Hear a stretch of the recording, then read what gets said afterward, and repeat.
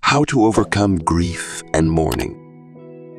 Please prescribe me some treatment to ease my grief. The man who made this singular and pathetic request knew that medicine was powerless to relieve him. He had initially believed that these discomforts, which in fact came from his inability to overcome his grief, were of physiological origin. It was his doctor who encouraged him to consult a spiritual advisor. Also, he reiterated his request by adding sorrow spares. "No one, I know that, and I should be able to overcome it, like everyone else. But I have tried everything in vain. Can you help me?" Grief can be treated without a doubt, and physical activity constitutes a basic therapy in this case. Indeed, the person in distress must resist the temptation to brood over their sorrow in idleness. Muscular effort occupies the mind, preventing it from cultivating dark thoughts and sinking into suffering. Whatever the nature of your grief, first try to escape the climate of pessimism in which you are immersed, even if it requires a great effort, and resume the normal course of your existence. Go about your daily activities. Continue to see your friends, make new ones, go walking, horse riding, swimming. In summary, activate your blood circulation. Dedicate yourself to useful work. Engage in activities with emphasis on physical exercise. Use a derivative, intellectual or spiritual, but make sure it is constructive and valid. Getting distracted by social life and alcohol, for example, only provides temporary relief and does not promote healing. Have you thought about giving vent to your pain? This is also an excellent natural way to relieve yourself. The social ban unfortunately affects the spontaneous expression of grief, especially if it involves crying or sobbing.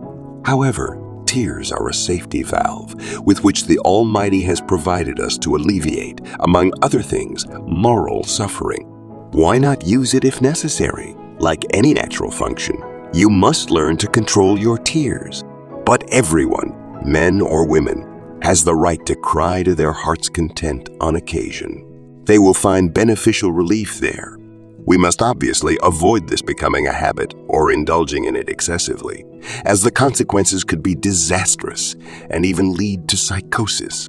As in everything, moderation is essential. I receive a large number of letters from people who have lost a loved one and who say how painful it would be to frequent places and meet people who awaken the memory of the deceased. They thus avoid their old mutual friends and the places where they used to go together or as a family. This, in my opinion, is a significant error. One of the best ways to cope with grief is to continue doing your usual activities without showing disloyalty or indifference. It is even an imperative.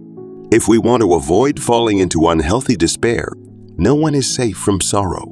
This inevitable ordeal is so natural that everyone ends up, and this is normal, by resuming the normal course of their existence.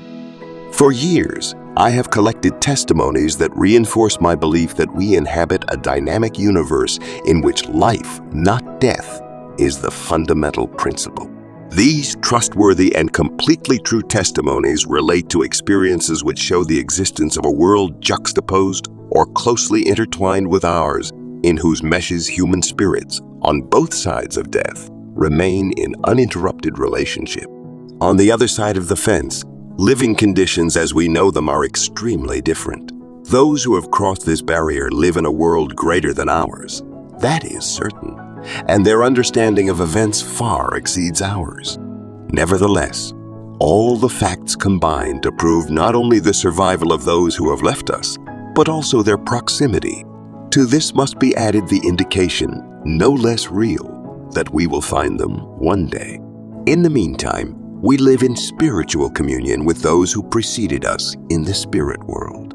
After a lifetime of study, William James asserted that the human brain was only the temporary seat of the soul, and that the mind ultimately acquired an intelligence capable of grasping the entire universe.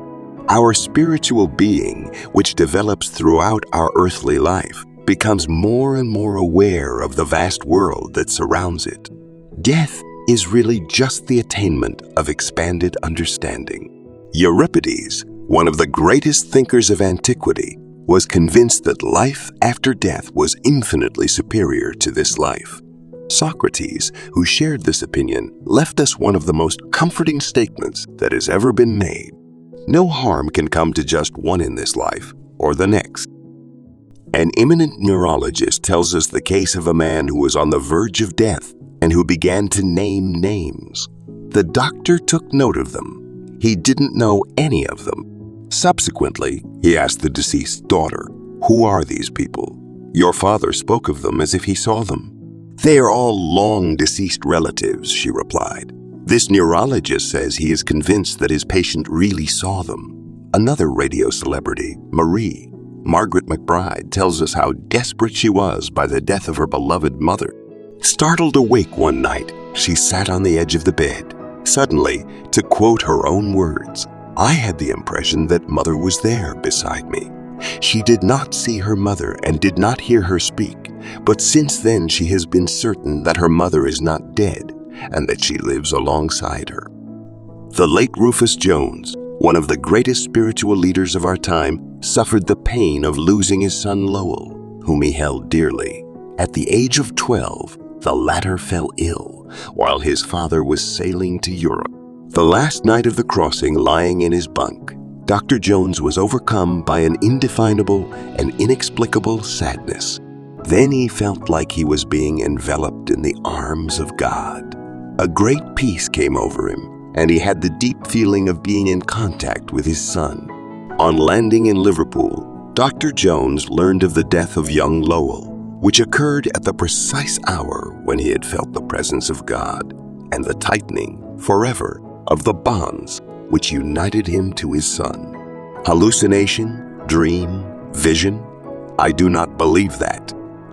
For years, I have received confidences from people who have arrived at the frontier of something, who have taken a look at the other side, and who have all, without exception, spoken of beauty, of light, and of peace. They convinced me.